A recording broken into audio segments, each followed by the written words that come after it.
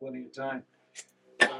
Yeah, well, that's great. Yeah, so the whole green woodworking thing, I started with that. That was my first. That's old number one. Um, that and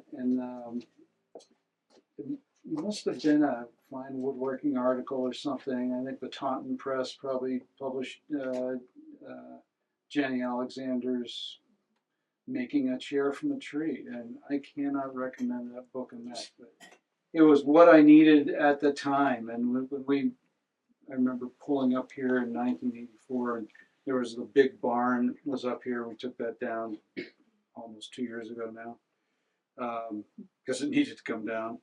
But I remember pulling up in here, and this door rolls open. I had a shop. It was just like I could have a shop, and I think the drill press was the one tool, the one stationary piece of equipment I had for boring holes at a predictable angle. But that was the first thing I did, and I read the Jenny Alexander book, and they talked about you learn about free water and bound water and how wood dries and the how you orient the posts so that they dry in the most predictable way. And I think the chair that Lou, or the stool that Lou is sitting on, this is a Jenny Alexander theory chair, because this doesn't have any. This is a daily driver. It's been in use every day since the mid '80s, and there's no glue in here. It's all these dovetailed tenons on the stretchers, and then the posts shrink around it, and so the tenons are dovetailed. They're tighter here and more bulbous here, but they're not dovetailed along this plane. And then there's like a little in the Jenny Alexander tenon is slightly dovetailed, and then there's a notch around it, and it dries, and it's a good little stool. But that's an oak stool, and both of these went unfinished for about 34 years. And that spent time outdoors or out on the porch, or got any kind of weather. And then my daughter came home and said wanted to oil them. I said okay, and figured now was about time. And I remember being at Chuck Cox's house one time back around then, and he had chairs that he had made. I don't know if he ever put finish on it, but they were oak and they were just black. I remember them just being black, and I thought that was the coolest thing. So anyways, like that, making a chair from a tree is just a great place to start. It's not a very thick book, but it is just perfect. And then talking about power carving, I carved these bowls this winter. I carved 5 bowls with one more in the house, one more walnut bowl, and one more applewood bowl. I carved them by hand, but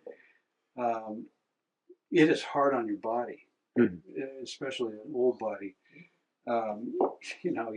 Because you're in a cramped position trying to keep the work steady, and with so they're all finished with just the in-shave, but just all the carving, it's really tough on the hands and elbows, and the back, and you tend to get on a run and be there for 3 hours and then get up from this. No, that never happens. That never happens. No. But the spoon carving, I think Peter might have gotten me going on the spoon carving, but I find spoon carving to be one of the best kind of pastimes. There are people who bang out tons and tons of spoons and go to farmers markets and things like that.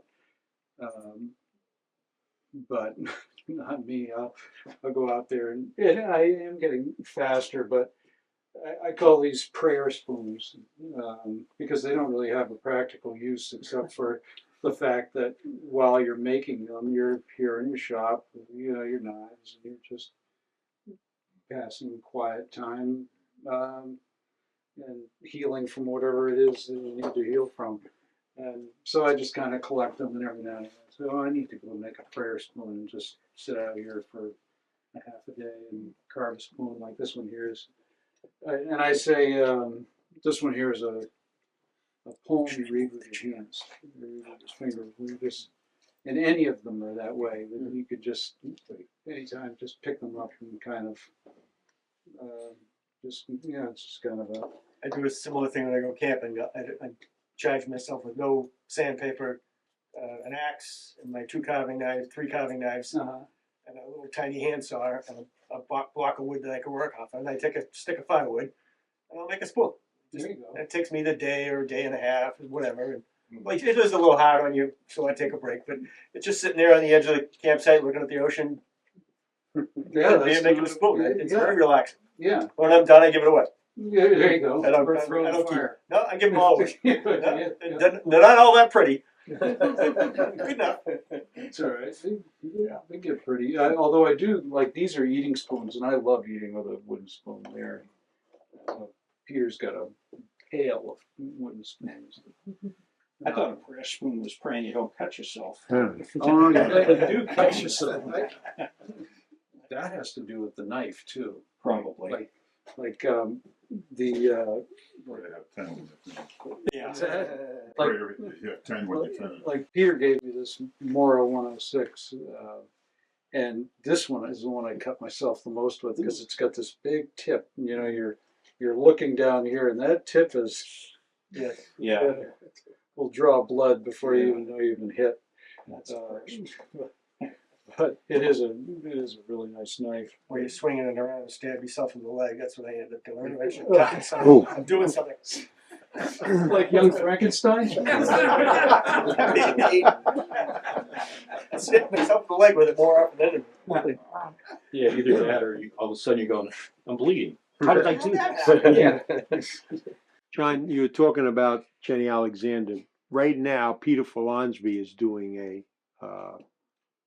demonstration, a seminar for Peter Galbert. with Peter Galbert, and he talks about Jenny Alexander all the time. And if you're interested in spoon carving and all kinds of carving, you want to see Peter Folonsby because he's not only a master at all of it, he's just the most entertaining character you can ever imagine. He's really, really funny and But interesting. he is also an apex kind of a character because he was friends with, very close friends with Jenny Alexander and David Sawyer and a number of those other people who have given us the path or the roadway to make Windsor chairs and the Appalachian chairs and so forth. I know Peter's friends with Peter Folonsby, but yeah, he is much more than I think we know. Oh, he's one of the preeminent experts in 17th century carving that I've seen. He's just like unbelievably amount of information that the guy has, Jazz and everything else. and fun, really, really fun to watch and to interact with. Well, when thinking about a demonstration for a day, carve spoons or whatever, but Peter and I went out last fall to try and peel a hickory tree, and we were a little late, and there was no sap between the wood and the inner bark, so it wasn't going to peel. This is the perfect time of year, and I thought, well, why don't we peel a hickory tree or a part of a hickory tree, anyways? Because it's something that everybody can. It'd be like Huck Finn's fence, right? Well, won't this be fun? Everybody gets to do something. Yeah. Cut yourself up with some outer bark. That'll be a good time. So I went out this morning and I took down a tree as I'd kind of been planning to do and dragged it over and used the tractor to get it up on the stand because it's a heavy tree. But I thought that would be a fun thing to do. So.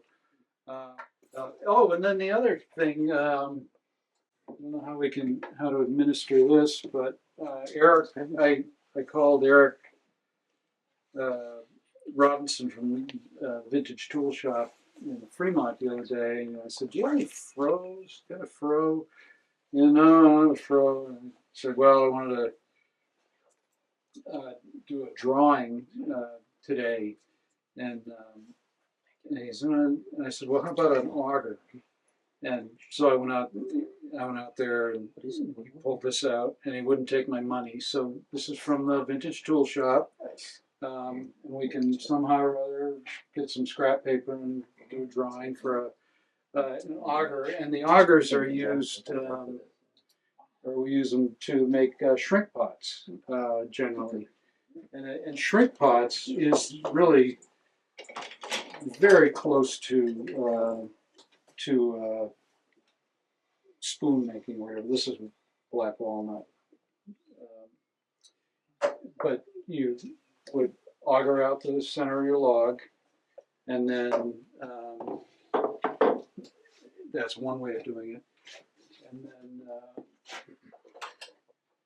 the in-cannel gouges are a very good friend, because you can slide down the inside of these and get them to the wall thickness you're looking for. And I made this little carving vise, so you can put a shrink pot in there, and I use it for carving the outsides or shaping the outside or whatever you want to do. But these augers actually, like spade bits, don't work very well. They don't chew through the end grain the way these do. And you have to have, if you go to buy one, you got to get one with a good lead screw, or they don't work. Like this one here is very pretty, but it does not work. The lead screw doesn't pull it through. But this one, I tested out, I sharpened it up, and it works pretty well. So we'll have a drawing today, and there you go. But yeah, shrink pots, and Peter introduced me to the concept. So you hollow it out, and then I think in the cabinet there, you get a little scorp, and you channel out a dado inside of there, and then you pop the bottom in, and then it shrinks around the bottom. Hence the shrink pot. And I haven't tested them for their Waterproof. whether they hold water or not, whether they're watertight, but they can be. You put tops on them and everything else, and they're a really great way to explore the green woodworking. And green woodworking, I think, is also extremely, it's kind of like, it is the greenest of the woodworking, because this tree is still growing, and this tree is still growing, and this tree is still growing.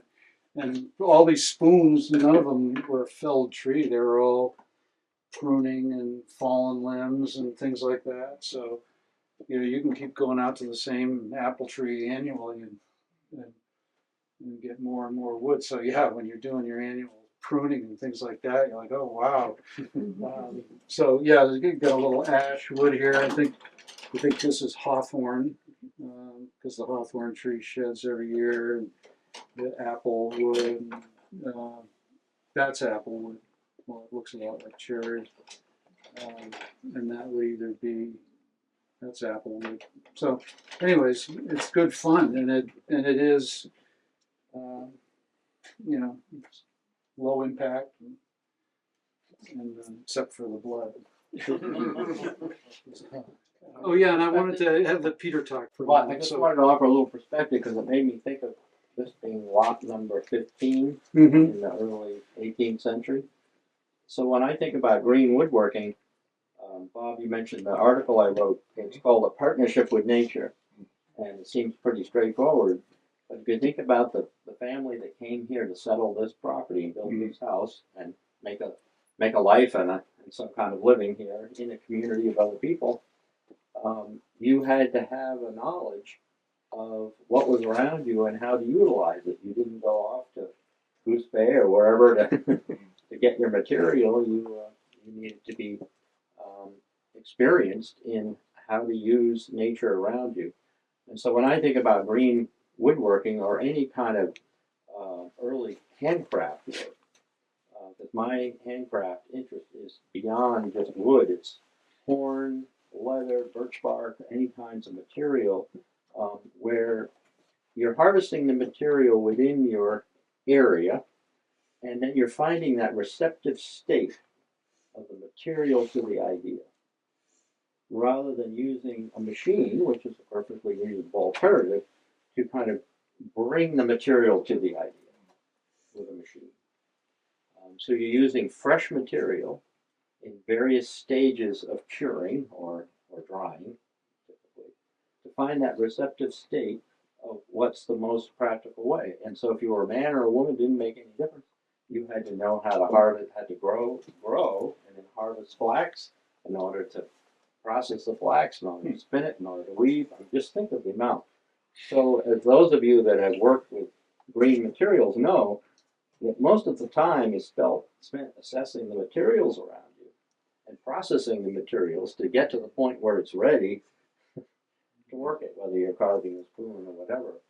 And I think of the middle of it all is the Schloid knife, which is a Scandi flat grind, nice wide bevel, and it's basically you have a hand plane in your hand. And what I like is a Schloid knife that I can work well up into it. So John talked about the Morrow knife, so I'll work way up in the top, and I can do chip carving with the tip of the knife, and I can come back here, and I have a rolled edge on the back, so it's nice. And so this is basically a plane that's an extension of my hand. Peter, why don't you come over here so he can get you. And I'm happy to. I don't want to monopolize the time, but just as an example, here's a piece of birch bark. You all know birch bark. Here's a piece of spruce root. This is actually birch root, but the same thing is just a root. You can use pine root. And then this is a classic Scandinavian, basically picnic cooler. And this is made of 5 layers of birch bark. Same birch bark as this. 5 different layers that are built up, and then it's held together with spruce root, which when it's wet, when I re-soak this, I can tie this up just like a piece of string. And then when it dries, it's nice and firm. So it's just an example of this kind of understanding how birch bark responds. At this stage, it's kind of cold, but as soon as you kind of heat it up, warm it up, it kind of begins to respond to this idea of this form of these different layers. What is that finished with, Peter? No finish. This is the inside of the birch bark, Wow. which is waterproof and also antiseptic. Did you use a form to build around? Did I use a form? No, but each layer is like a U, so there's no through seam. Okay. But then someone showed me a video of someone in the 50s making these as a production, and I would have saved myself about 3 days because he actually does the last one as a lap over rather than having it multiple. And it has a little spruce frame in it, a very, very thin little frame. You can actually sit on this. And this is just another example of a whisk, Scandinavian style whisk. It's basically, you can either use a piece of spruce or even a white pine. You have the whorls of a tree that come up, the branches that come out. You skin all the bark off. So this is the tree growing up. And you just bend them down. Let them dry. And then you take this same spruce root, wrap it around. It's a very simple whisk. Grandchildren love to make these, and they love to use them. But this was just classic things that everybody knew how to use back in the day. So only thing I would say is that spoon carving is a great way to go. This is one of Ville Sundquist's spoons. You may have seen Swedish Carving Techniques. It's just a classic book. I recommend it. Lost Art reprinted that. And one of the things we talked about hurting yourself.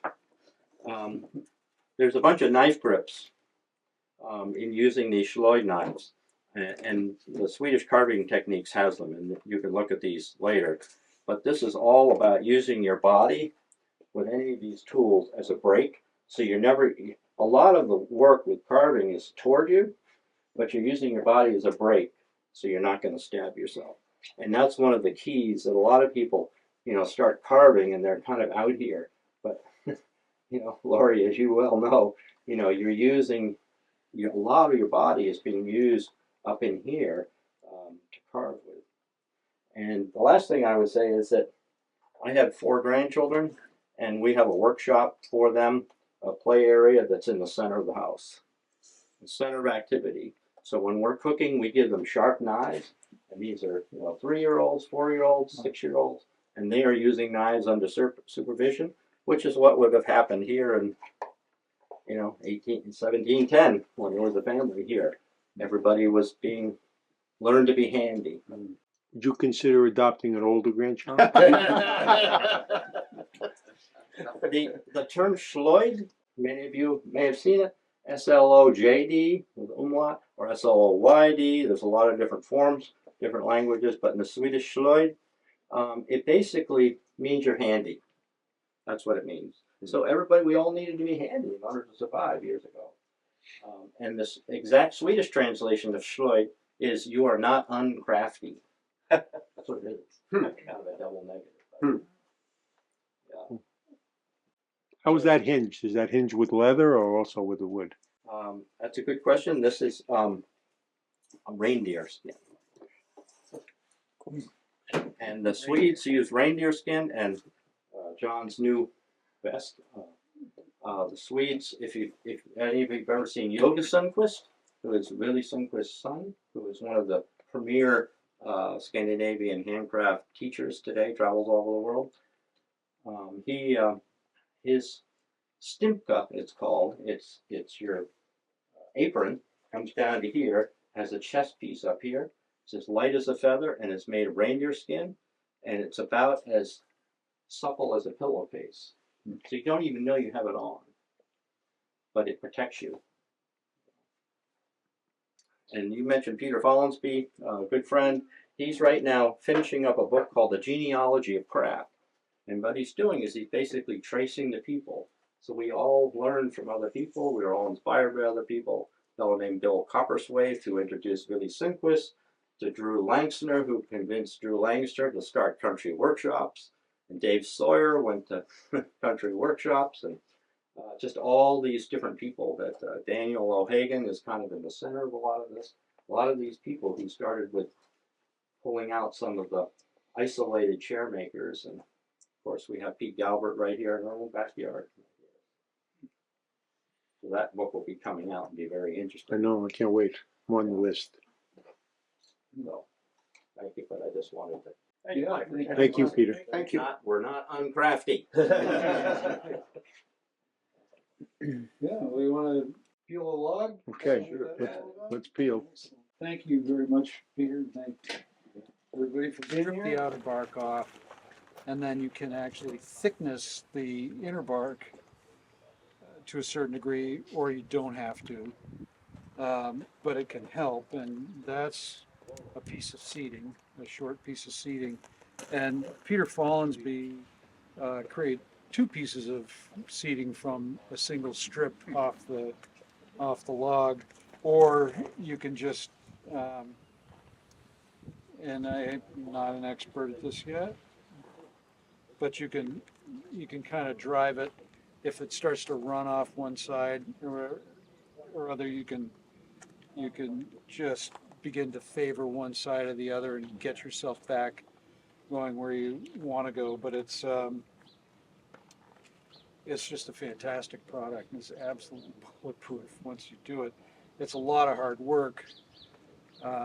Use it for chair slats? For chair seating like this, Right. that Alexander chair in there. In Kandahar, India, they built this community or big city, and Philippe Generette, the architect, designed this vocabulary of furniture, and so he made these Kandahar chairs. Are very kind of mid-century modern now. Once they were discovered, they became a thing. That's a Kandahar chair. They're very recognizable, I think. but those are teak with, that's teak with cane seating. So is it the what layer of the tree is it that you're using for the seating? Do you have to get The inner bark. all the Yeah. way through the? Yeah, so, And then how long of a piece do you try to get for as long as you a, as, can. oh, so you try to get really, Yeah, as long as you can get it. But I mean, if you were to buy, you know, ash splint or something, it would come in 8 or 10 foot lengths. Something like that. It's fine. You know, it's just more splicing strips. And I'm gonna go. And it's Uh, wet afterwards? I mean, do you soak it? You soak it. Yeah, you keep it pale. That's it. What's that? Most of my time. This is real precision work. Getting workout. If anybody wants to, Brother. I do have another knife. It off. Yeah, it just, you know, you got to it's like anything, you know. But isn't that the cool thing about Yeah, it this? Is that you? Air dried or lean? A friend of mine gave me these boards, and they've been drying for, you know, a couple of years outdoors. And bring them indoors. And, yeah, they're great. With the soft stuff, though, you want to make sure you know what your moisture content is.